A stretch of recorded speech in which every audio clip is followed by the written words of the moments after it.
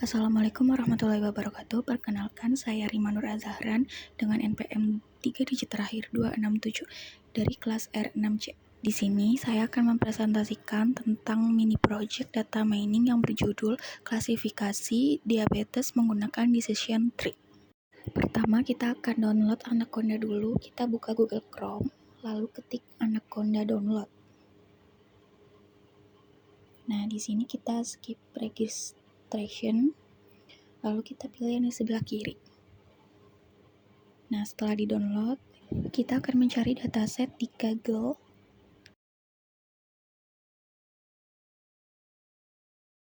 Lalu kalau udah tinggal masuk aja.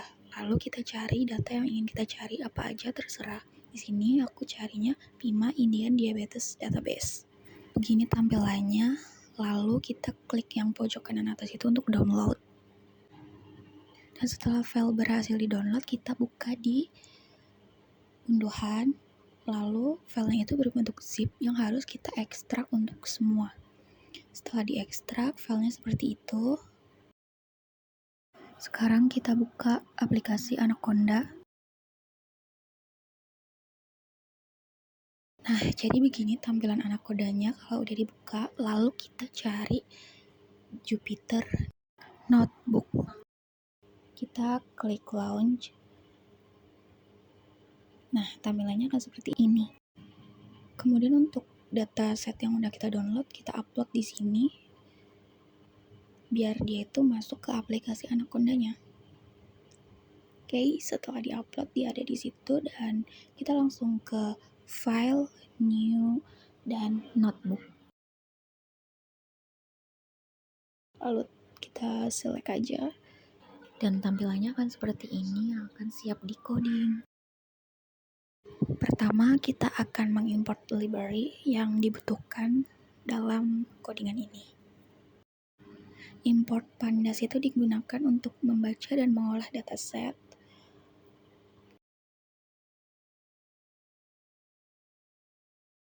Dan matplotlib itu digunakan untuk visualisasi data. Selanjutnya kita run dan tidak error karena dia langsung berpindah balok, artinya tidak ada yang error. Lanjut untuk codingan membaca dataset. Nama file di sini ditentukan atau disesuaikan sama nama file masing-masing ya. Habis itu di run dan berhasil membaca. Selanjutnya kita akan menampilkan data dari data yang udah kita panggil tadi atau kita baca tadi.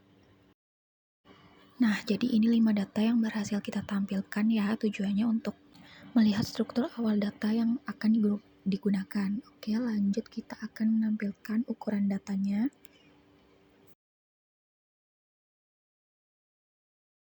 Jadi datasetnya terdiri dari 768 baris dan 9 kolom. Selanjutnya kita akan menampilkan nama kolom.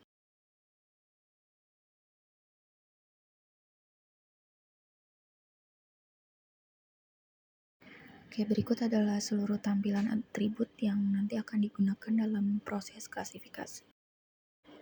Selanjutnya kita akan melihat informasi dari dataset seperti jumlah data, tipe data setiap atribut, dan memastikan seluruh data berhasil terbaca.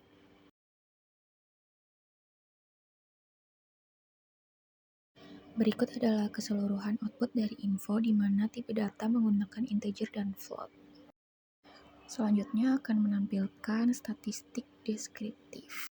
Informasi ini akan menampilkan nilai maksimum, minimum, rata-rata, dan standar deviasi dari setiap atribut. Berikut tampilannya. Selanjutnya kita akan melakukan pengecekan missing value, yaitu pengecekan data yang kosong. Berdasarkan tampilan, semua atribut memiliki nilai 0, artinya tidak ada data yang kosong. Nah, kita akan mengecek apakah ada data yang duplikat atau tidak.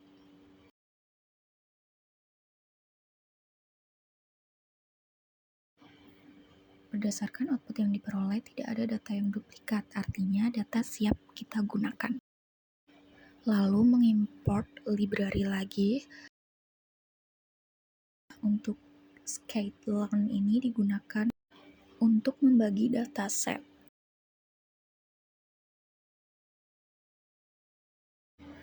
Ada decision tree untuk membangun model,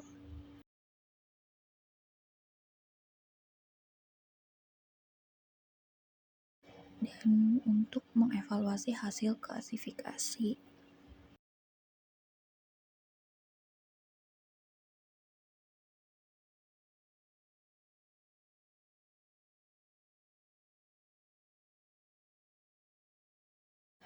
Selanjutnya, untuk menentukan fitur dan target. Variabel X sebagai fitur atau data masukan yang terdiri dari seluruh atribut. Variabel Y sebagai target, yaitu kolom outcome yang berisi klasifikasi.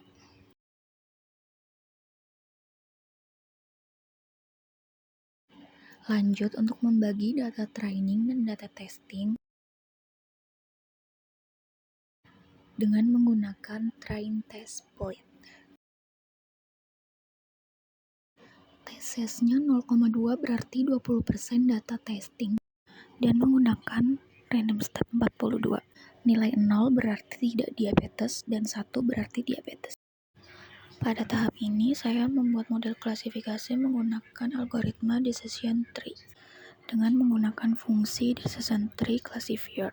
Saya juga menggunakan parameter random sass 42 agar hasilnya sama ketika dijalankan.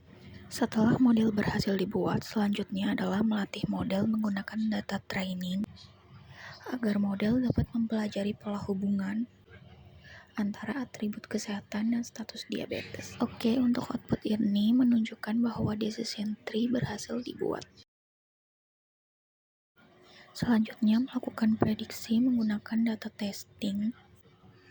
Pada tahap ini, model akan memprediksi apakah setiap data pada X-test termasuk ke dalam kategori tidak diabetes atau diabetes. Hasil prediksi akan disimpan pada variabel YPRED.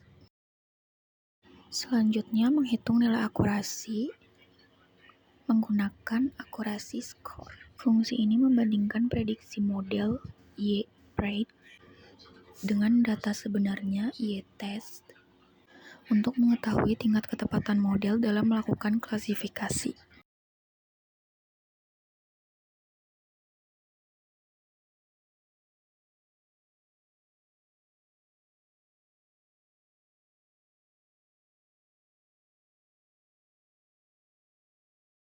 Berdasarkan output yang diperoleh, model memiliki nilai akurasi 0,7467 atau sekitar 74,67%. Artinya, model dapat melakukan prediksi dengan benar terhadap sekitar 74,67% data testing yang digunakan dalam pengujian.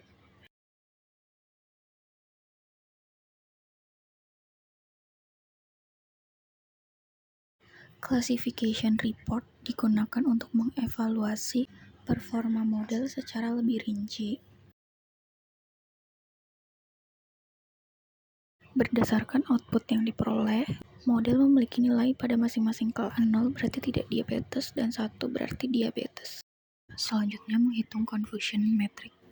Fungsi ini digunakan untuk membandingkan hasil prediksi model dengan data sebenarnya. Lalu hasilnya akan disimpan ke dalam variabel CM yang akan digunakan untuk menampilkan confusion metric dalam bentuk tabel maupun visualisasi. Berikut adalah hasil outputnya.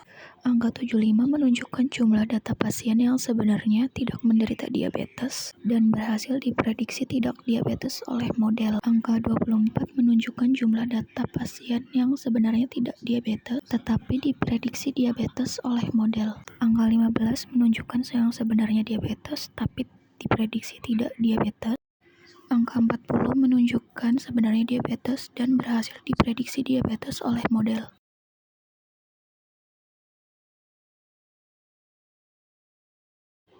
Selanjutnya, saya membuat grafik batang untuk menampilkan jumlah pasien berdasarkan nilai outcome. Grafik ini digunakan menggunakan fungsi value count untuk menghitung jumlah data pada setiap kategori. Kemudian divisualisasikan menggunakan plot kind bar sehingga lebih mudah untuk dibandingkan. PLT title untuk judul pada grafik batang.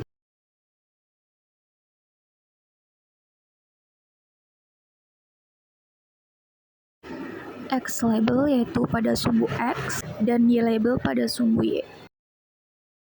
Lalu PLT show yaitu untuk menampilkan gambar dari grafik batangnya.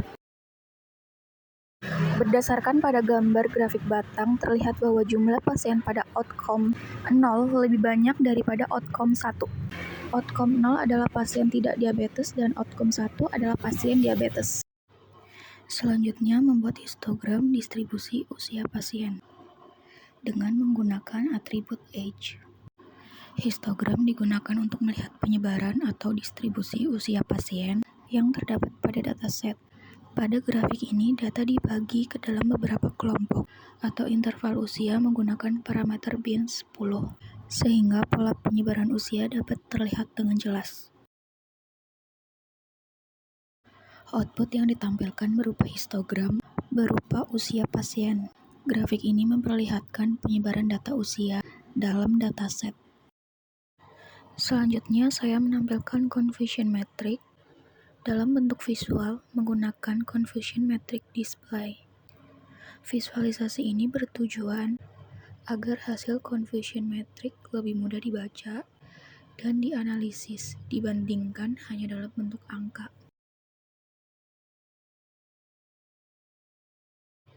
Outputnya terlihat bahwa model berhasil memprediksi 75 data tidak diabetes dan 40 data diabetes dengan benar, dan juga terdapat 25 dan 15 prediksi yang tidak sesuai.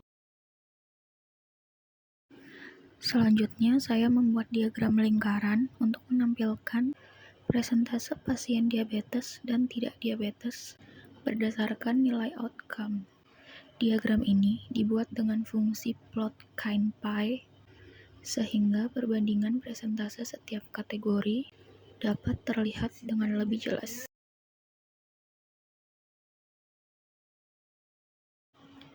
Pada output, terlihat 65,1% adalah pasien yang tidak diabetes dan 34,9% adalah pasien diabetes.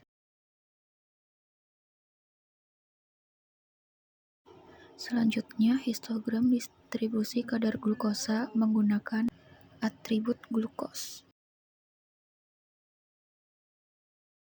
Histogram ini digunakan untuk melihat penyebaran nilai glukosa pada seluruh pasien dalam dataset.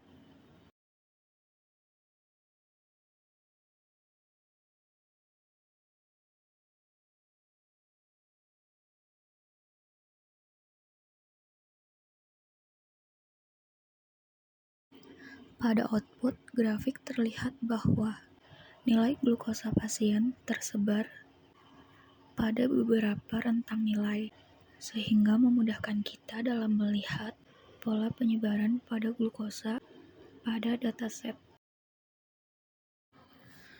Selanjutnya, histogram distribusi nilai BMI dengan atribut BMI. Histogram ini digunakan untuk melihat penyebaran nilai body mass index pada seluruh pasien dalam dataset.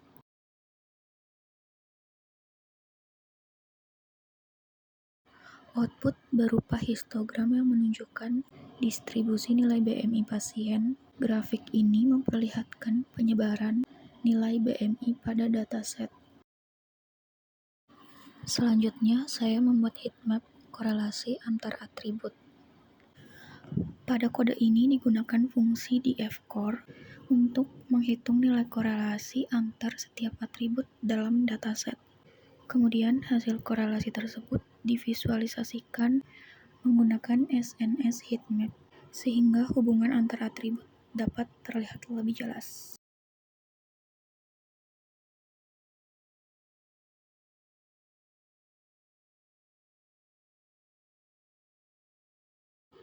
Output yang ditampilkan berupa heatmap yang menunjukkan nilai korelasi antar atribut pada dataset. Nilai korelasi berada pada rentang -1 hingga 1. Semakin mendekati 1, berarti hubungan kedua atribut semakin kuat dan searah. Semakin mendekati -1, berarti hubungannya kuat tetapi berlawanan arah. Sedangkan nilai yang mendekati 0 menunjukkan hubungan yang lemah. Selanjutnya, saya menampilkan jumlah data training dan data testing setelah proses pembagian data selesai.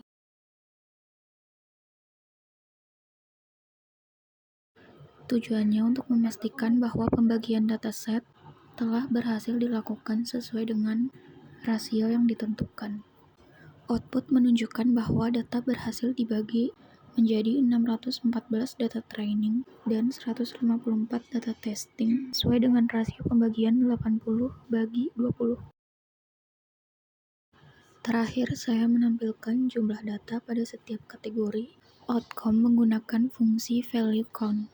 Fungsi ini digunakan untuk menghitung banyaknya data pada masing-masing kategori.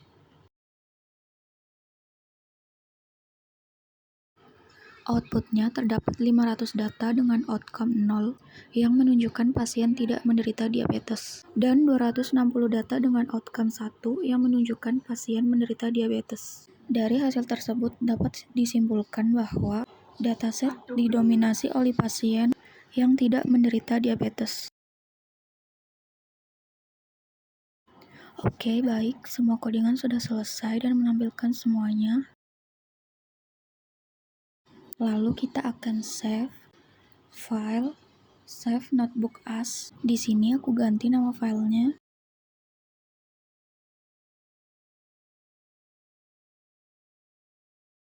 Jadi di Sentry Classifier, lalu save.